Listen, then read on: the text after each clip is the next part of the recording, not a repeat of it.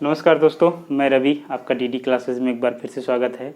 जैसे कि हमने आपको पर्यावरण पारिस्थितिकी का पारिस्थितिकी जो चैप्टर है उसका हमने फर्स्ट पार्ट आपको प्रोवाइड किया है और अच्छे से बताया कि पारिस्थितिकी जो निम्न हमारे इकोलॉजिस्ट है उन्होंने किस किस माध्यम से कैसे कहा है, टांसले ने क्या कहा है, रेटर ने क्या कहा है, अर्नेस्ट हैकल ने क्या कहा है आदि के बारे में हमने आपको अच्छे तरीके से बताया है। तो आइए देखते हैं दोस्तों, पारितंत्र के घटक। पारितंत्र के घटक होता क्या है दोस्तों? पारितंत्र या पारिस्थितिकी दोनों प्रकृति की इकाई होती है। प्रकृति की इकाई मतलब क्या होता है कि जैसे दाब की इकाई होती है, चाल की इकाई होती है, ऊष्मा की इकाई होती है। तो मतलब हर चीज़ की जो भी इकाई होती है वैसे पारिस्थितिकी या पारितंत्र जो होता है वो प्रकृति का इकाई होती है। क्या होती है? प्रकृति की इकाई होती है। यानी इसे इकोसिस्टम कहते हैं पारितंत्र को। ठीक, यह जैविक तथा अजैविक घटकों से मिलकर बनी हुई संरचना है। किससे? जैविक या अजैविक घटकों से मिलकर बनी हुई एक संरचना होती है। अब जैसे इसमें क्या है? जैविक घटक। क्या है ये? जैविक घटक। यह है जैविक घटक। ठीक, जैविक घटक दोस्तों, जैविक घटक वे घटक होते हैं, मतलब इसमें तीन आते हैं, तीन प्रकार होता है। क्या क्या होता है? एक उत्पादक होता है, दूसरा उपभोक्ता होता है, तीसरा अपघटक होता है। ठीक, अब हमने बताया आपको कि ये किस कौन कौन से घटक से मिलकर बने हैं। एक जैविक घटक है, एक अजैविक घटक है। ठीक, लेकिन जैविक घटक में क्या आते हैं हमारे? उत्पादक, उपभोक्ता, अपघटक। ठीक, उत्पादक अब बात आती है कि जब हम लिखा दिया है जैविक घटक में तीन, तो अब बात आती है उत्पादक कौन से होते हैं। उत्पादक दोस्तों वे जीव होते हैं जो सूर्य के प्रकाश से, यानी सूर्य के प्रकाश से या सूर्य की रोशनी में से क्लोरोफार्म नामक वर्णक की उपस्थिति में अपना भोजन निर्माण करते हैं। वे हमारे क्या कहलाते हैं? उत्पादक कहलाते हैं। क्या कहलाते हैं? उत्पादक। उत्पादक क्या होते हैं? वे जीव जो क्लोरोफार्म नामक वर्णक की उपस्थिति में सूर्य की रोशनी के द्वारा अपना भोजन स्वयं बनाते हैं, वे क्या कहलाते हैं? उत्पादक कहलाते हैं। क्या होता है? जैसे पेड़ पौधे। ठीक, पेड़ पौधे हो गया। अब दोस्तों बात आई है उपभोक्ता की। उपभोक्ता कौन से होते हैं? यानी कहने का मतलब जो जीव इन सबको, यानी उत्पादक वाले चीज़ों को उपभोग करेगा, अपने पास यानी उसको ग्रहण करेगा, वो क्या कहलाएगा? उपभोक्ता कहलाएगा। ठीक, यानी जो पैदा करता है, जो पैदा करेगा वो उत्पादक होगा, जिससे पैदा होगा वो उत्पादक होगा, और जो उसको ग्रहण करेगा वो क्या होगा? उपभोक्ता होगा। ठीक, उपभोक्ता क्या होता है दोस्तों?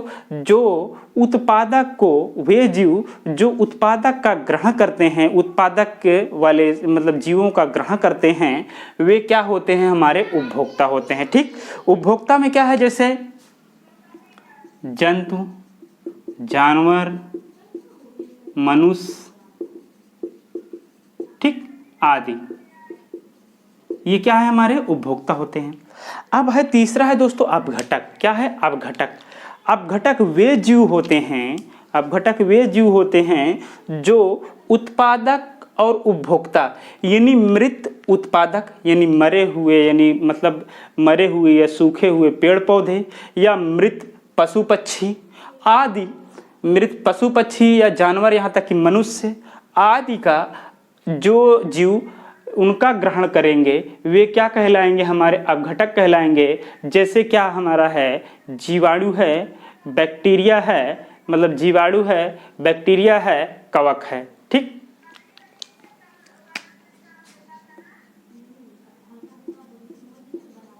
जीवाणु, बैक्टीरिया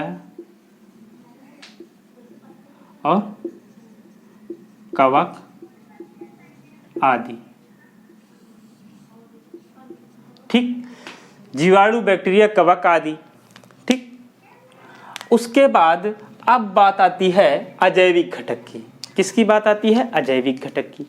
अजैविक घटक दोस्तों वे घटक होते हैं जो जैविक घटकों के संचालन में, यानी जो जैविक घटकों का संचालन जिससे किया जा सके, जिससे इनका निर्माण किया जा सके, वे क्या कहलाते हैं? हमारे अजैविक घटक कहलाते हैं। ठीक, जैसे मनुष्य के लिए क्या होगा?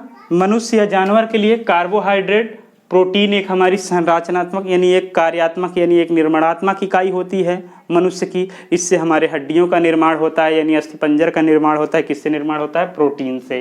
ठीक, आप वसा अच्छी तरीके से जानते हैं, ह्यूमस तथा यूरिया जानते हैं। ठीक, अगला है जल है, मृदा है, वायुमंडलीय गैसें हैं, खनिज है, चट्टान है, तत्व में कैल्शियम, पोटेशियम, मैग्नीशियम, कैल्शियम आदि। ठीक, ये हमारे क्या हैं? इसमें जो अजैविक घटक है, इसमें 3 घटक हैं। कौन कौन से हैं? भौतिक घटक, अकार्बनिक घटक और कार्बनिक घटक। ठीक, कार्बनिक घटक। ठीक, कौन कौन से हैं? 3 घटक हैं, यानी भौतिक, अकार्बनिक, कार्बनिक। कार्बनिक में हमारे 4 कार्बोहाइड्रेट, प्रोटीन, वसा, ह्यूमस तथा यूरिया। उसके बाद है अकार्बनिक में जल है, मृदा है, वायु है, खनिज है, चट्टान है, तत्व है। फिर उसके बाद क्या है दोस्तों? प्रकाश है। भौतिक घटक में क्या है? हमारे प्रकाश है, तापमान है और आर्द्रता है। इसमें एक शब्द है आर्द्रता। दोस्तों आर्द्रता जो है, यानी वायु में आर्द्रता की मात्रा ही यह निर्धारण करेगी, जलवायु परिवर्तन का निर्धारण करेगी। यानी वायु में नमी की मात्रा यानी आर्द्रता की मात्रा क्या निर्धारण करती है? यानी मतलब क्या निर्धारण करता है? जलवायु परिवर्तन निर्धारित करता है। वायुमंडलीय दाब, ठीक, ये भी हमें आवश्यक है। स्थलाकृति, स्थलाकृति कैसे होगी? या तो ढाल में होगी या फिर ऊंचाई में होगी। फिर उसके बाद है वायु, वायु भी इम्पॉर्टेंट है। तो दोस्तों कहने का मतलब अजैविक घटक वे घटक होते हैं जो जैविक घटकों के संचालन में या उनके निर्माण में काम आए, यानी कार्य आए, या मतलब जिनका प्रयोग किया जाए, वो क्या होते हैं? हमारे अजैविक घटक होते हैं। अजैविक घटक के कितने पार्ट होते हैं? 3, भौतिक, कार्बनिक, अकार्बनिक। ठीक, तो आशा करता हूँ आपको अच्छे से समझ में आया होगा। अब उसके बाद चलते हैं हम जीव से जैवमंडल का जैविक संगठन का सही क्रम क्या है। सीधा सीधा क्वेश्चन पूछता है, इसीलिए हमने इसको यहाँ लिखा है। सीधा सीधा दे देगा जनसंख्या, समुदाय, पारिस्थितिकी तंत्र, भूदृश्य। ठीक, यदि आपको नहीं पता रहेगा तो आप बिल्कुल मतलब वहाँ पे क्वेश्चन नहीं कर पाएंगे। तो आपको बिल्कुल आज हम आपके अंदर समझ पैदा कर रहे हैं ताकि बिल्कुल आपको अच्छी तरीके से क्लियर हो। ठीक, तो आइए देखते हैं दोस्तों जनसंख्या, जहाँ पर एक ही जाति के लोग, एक ही जाति कहने का मतलब एक ही जाति मतलब मनुष्य की बात अगर कर ली जाए, या विशेष किसी विशेष जानवर की बात कर ली जाए, एक विशेष जानवर की या मनुष्य की बात कर ली जाए, जहाँ पर एक ही जाति के लोग होंगे, वे क्या होगी? हमारी जनसंख्या होगी। क्या होगी? जनसंख्या मानी जाएगी। और जहाँ पर एक से अधिक जाति के लोग इकट्ठा हो जाएंगे, या एक से अधिक जानवरों की प्रक्रिया, यानी 2 जानवर, 3 जानवर, मतलब अधिक प्रकार के जानवर इकट्ठा हो जाएंगे, वो पूरा क्या कहलाएगा? समुदाय कहलाएगा। क्या कहलाएगा? पूरा समुदाय कहलाएगा।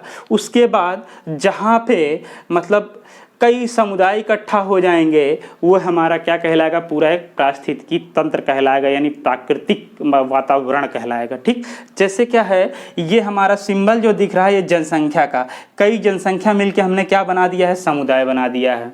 और फिर क्या है, कई समुदाय मिलकर क्या हमने बना दिया है? पारिस्थितिकी तंत्र बना दिया है। और फिर कई पारिस्थितिकी तंत्र मिला के हमने क्या बना दिया है? भूदृश्य। यानी ये कहाँ हमें दिखाई देंगे? यानी पृथ्वी पर ही नजर आएंगे ये सब। ठीक, तो दोस्तों ये इसको आप नोट डाउन कर लीजिए। सीधा सीधा क्वेश्चन आता है, जनसंख्या, समुदाय, पारिस्थितिकी तंत्र, भूदृश्य, और हमने आपको इसको अच्छे तरीके से समझाया है।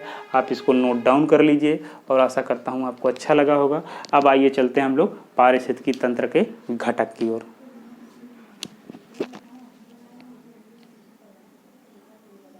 दोस्तों आप पारिस्थितिकी तंत्र के घटक, हमने आपको पारितंत्र बताया।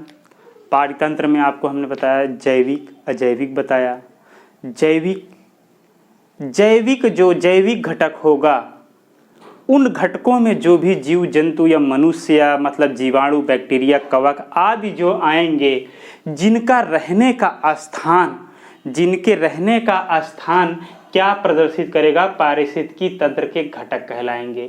यानी जो भी जैविक घटक के जो भी जीव जंतु हैं, जानवर हैं, मनुष्य हैं आदि, ये जहाँ पे रहेंगे वे हमारे क्या कहलाएंगे? पारिस्थितिकी तंत्र के घटक कहलाएंगे। जैसे होता क्या है, वेरी इंपॉर्टेंट क्वेश्चन पूछ लिया जाता है कि मतलब पारिस्थितिकी तंत्र के कितने घटक हैं? कितने हैं?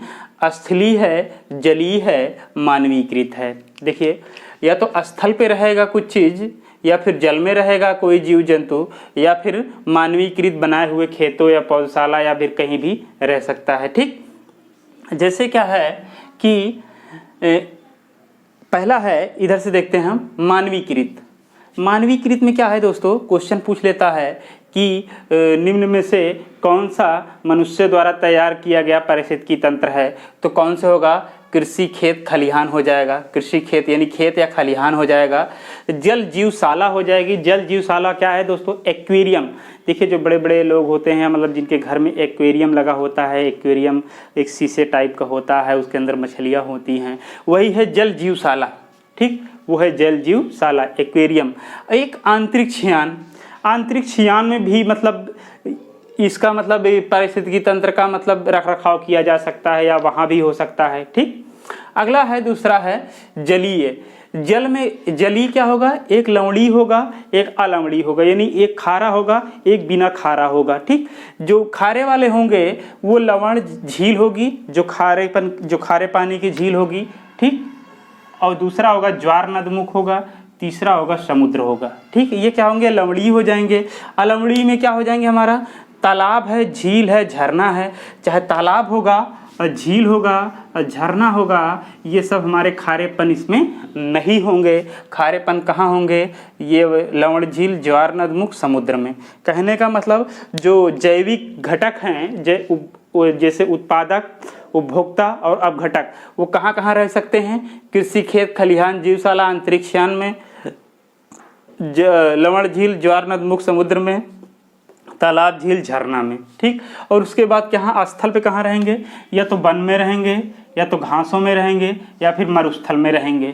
ठीक, कहाँ कहाँ रहेंगे?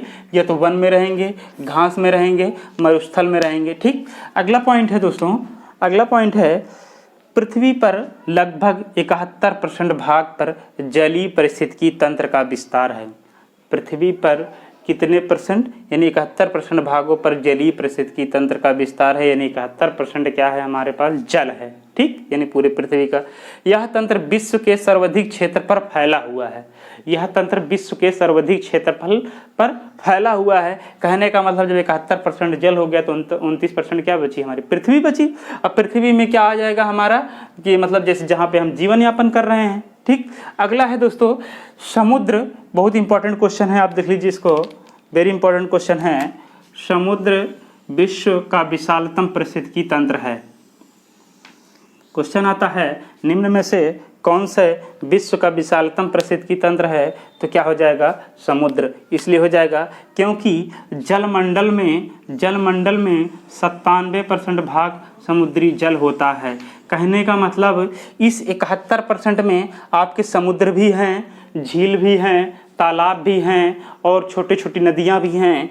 तो ये सब 71% आता है। इस 71% का 97% क्या है? समुद्री भाग है। 3% जल है, झील है, तालाब है, मतलब तालाब, झील है, नदी है। ठीक, नहर है।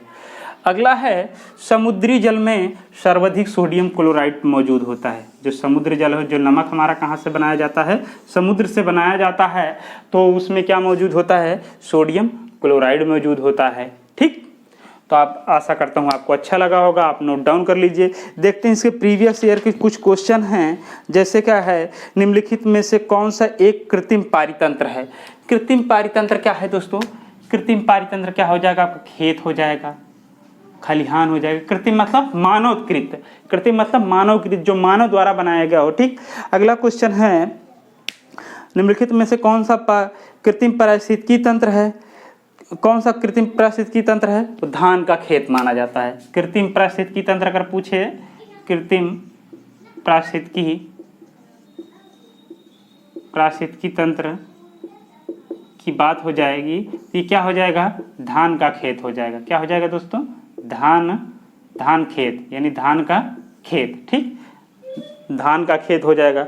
अगला क्वेश्चन है, निम्नलिखित में से कौन सा एक पारिस्थितिकी तंत्र पृथ्वी के सर्वाधिक क्षेत्रफल फैला हुआ है? कौन सा अधिक फैला हुआ है?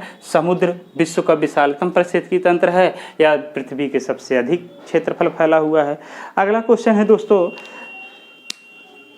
अगला क्वेश्चन है, निम्नलिखित में से कौन सा एक पारिस्थितिकी तंत्र पृथ्वी के सर्वाधिक क्षेत्रफल फैला हुआ है? फिर वही समुद्र है आपका। ठीक, तो आप इसको नोट डाउन कर लीजिए और आशा करता हूँ काफ़ी अच्छा लगा होगा आप लोगों को। फिर जो अगला जो वीडियो होगा पारिस्थितिकी संतुलन पे होगा। किस पे होगा? पारिस्थितिकी संतुलन, यानी इसको कैसे संतुलित किया जा सके, कृषि, खेत, जल, ये तालाब, झील। ठीक, तो अब आप दीजिए हमको इजाज़त। जय हिंद, जय भारत।